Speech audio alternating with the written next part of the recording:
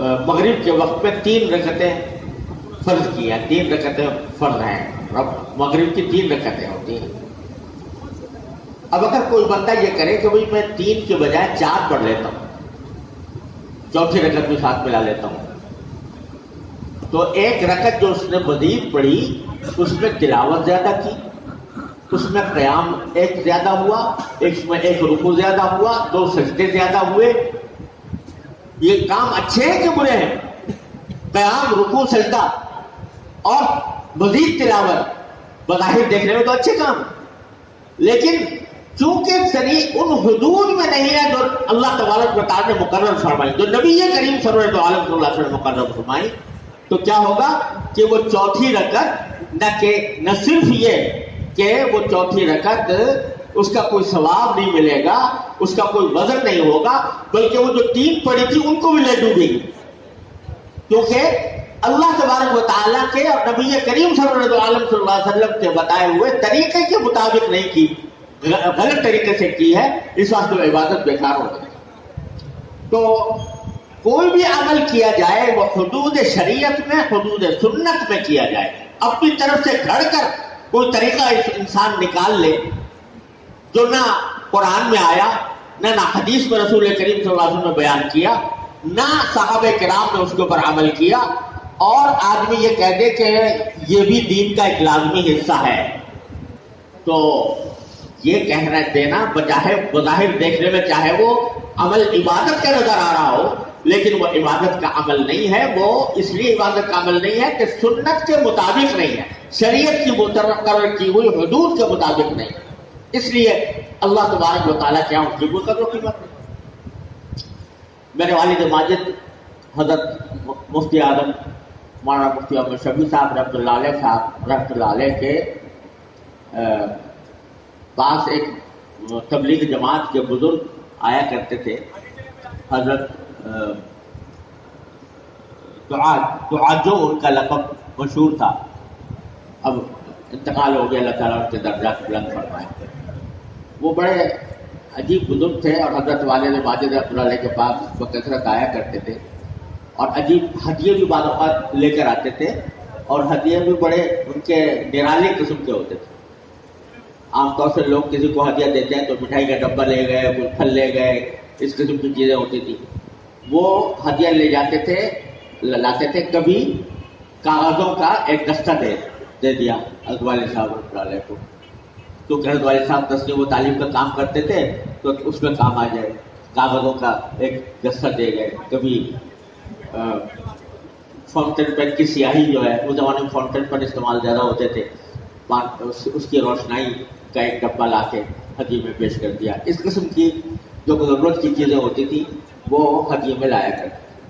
تو ایک دن انہوں نے حضرت والد ماجد رحمۃ اللہ علیہ سے اپنا خواب بیان کیا اور کہا کہ میں نے آپ کو میں نے ایک عجیب طرح خواب میں دیکھا ہے۔ حضرت والد صاحب نے پوچھا کہ وہ کیا دیکھا؟ تو فرمایا خواب میں نے دیکھا کہ آپ کسی جگہ کھڑے ہوئے ہیں پڑھانے کے لیے، اور پیچھے بلیک بورڈ ہے، تختہ سیاہ، تو اس میں آپ کھڑے ہوئے پڑھا رہے ہیں، تو آپ نے اس تختہ سیاہ پر ایک کا ہندسہ بنایا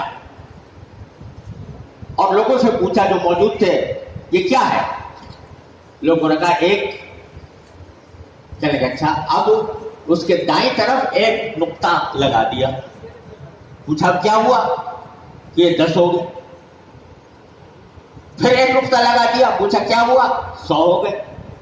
پھر ایک نقطہ لگایا، پوچھا کیا ہوا؟ 1000 ہو گئے۔ پھر ایک نقطہ لگایا، پوچھا کیا ہوا؟ 10,000 ہو گئے۔ کہا جو صفر بڑھاتے جا رہے ہو یہاں پر، تو اس میں 10 گنا کا اضافہ ہو رہا ہے۔ ایک 10 ہو گیا، 10,000، 100 ہو گیا، 100,000 ہو گیا، 10 گنا کا اضافہ ہوتا چلا جائے رہا ہے نقطوں کے لگانے کی وجہ سے۔ سب لوگوں نے کہا ٹھیک ہے، تو ہو رہا ہے کہ نہیں ہو رہا ہے؟ کہ ہاں بھی ہو رہا ہے، ہر نقطے سے، ہر صفر سے 10 گنا بڑھ رہا ہے عادت کا۔ اچھا ان کو مٹا دیا، ان نقطوں کو مٹا دیا، مٹا کر بائیں طرف نقطہ لگایا اور کہا اب کیا ہوا؟ انہوں نے کہا جی اب تو آشاریہ 1 ہو گیا، یعنی 0.1 ہو گیا. تو اب کیا مطلب ہوا کہ 0.1 کا مطلب 1 کا بھی 10واں حصہ. پھر 1 نقطہ اور لگا دیا، 1 0 اور لگا دیا. اب کیا ہوا کہ 0.01 ہو گیا. تو کیا مطلب ہوا کہ 1 کا 100واں حصہ. کا 0 تو وہی ہے، دائیں طرف لگا رہے ہو تو عدد بڑھ کر 10 گنا بڑھ رہا ہے. ہر 0 پر 10 گنا بڑھ رہا ہے. وہی 0 بائیں طرف لگاتے رہو تو وہ 10 گنا گھٹ رہا ہے.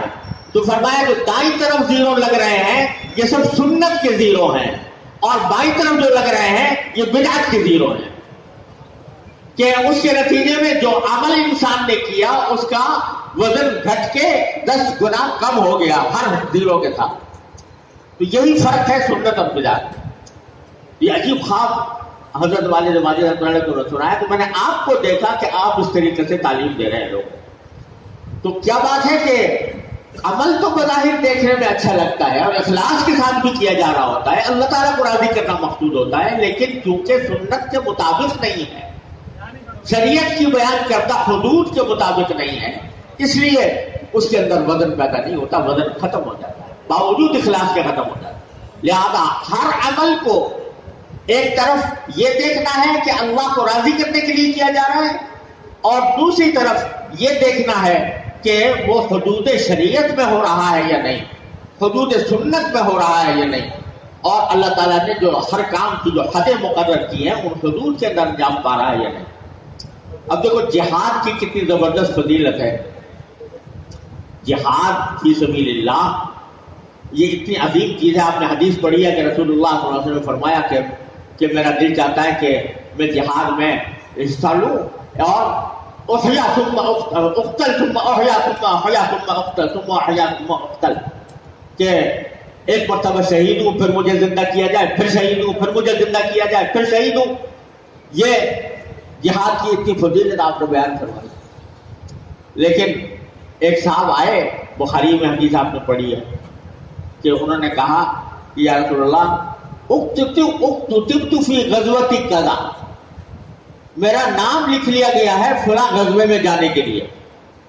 جب کوئی غزوے میں جاتے تھے نام لکھا جاتا تھا کون کون جائے گا جہاد کے اندر، ان کا نام لکھ لیا گیا. میں فلاں غزوے کے اندر میرا نام لکھ لیا گیا ہے، لیکن میری بیوی ہے اس نے حج نہیں کیا اور بغیر محرم کے وہ حج کر نہیں سکتی، تو اس کے اوپر حج فرض ہے. تو بتائیے میں کیا کروں؟ ایک طرف میرا نام جہاد کی لسٹ میں لکھ لیا گیا ہے اور دوسری طرف میری بیوی کے ذمہ حج فرض ہے، اور اس حج فرض کو ادا کرنے کے لیے مجھے وہ اس کو ضرورت ہے کہ میں ان کے ساتھ محرم کے طور پر جاؤں، کیا کروں؟ تو رسول اللہ صلی اللہ علیہ وسلم نے ارشاد فرمایا کہ جاؤ حج مع امرأتک، جاؤ اپنی بیوی کے ساتھ حج کرو. جہاد کی اجازت نہیں ہے تمہیں. وہ جو نام تمہارا لکھا گیا تھا جہاد میں وہ مٹا دیا گیا، اور اب تمہارے لیے فرض ہے کہ جا کر اپنی بیوی کو حج کراؤ. یہ ہے حدود شریعت. کس وقت کس کام کا مطالبہ ہم سے شریعت کر رہی ہے اس کو دیکھنا ہے.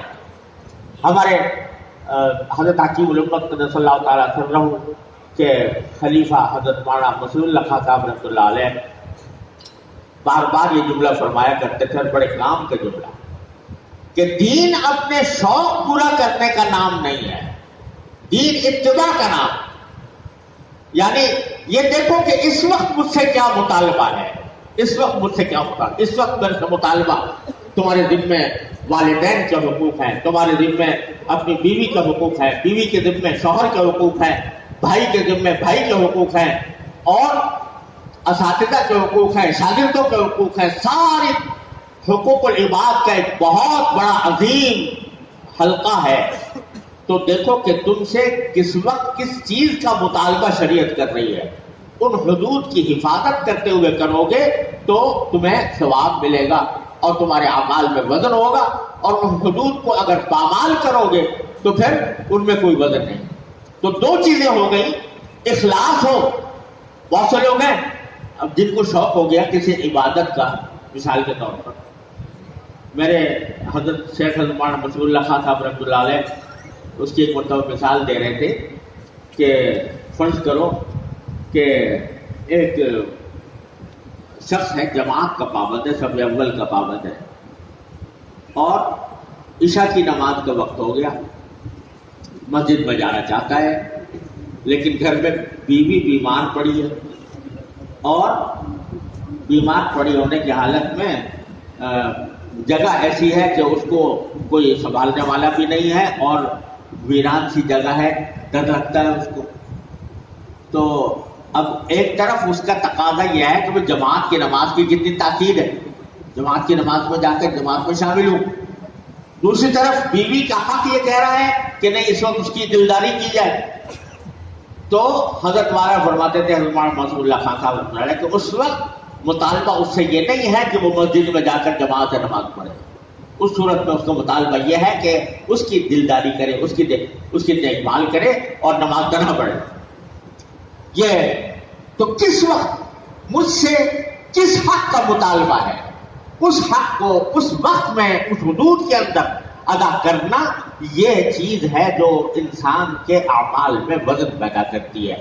تو اخلاص اور حدود اللہ کی پہچان کر کے اس کو ان حدود کے اندر اپنے اعمال کو انجام دینا، یہ دو چیزیں ہیں جو انسان کے لیے ضروری ہیں اور جن کے ذریعے اعمال میں وزن پیدا ہوتا ہے.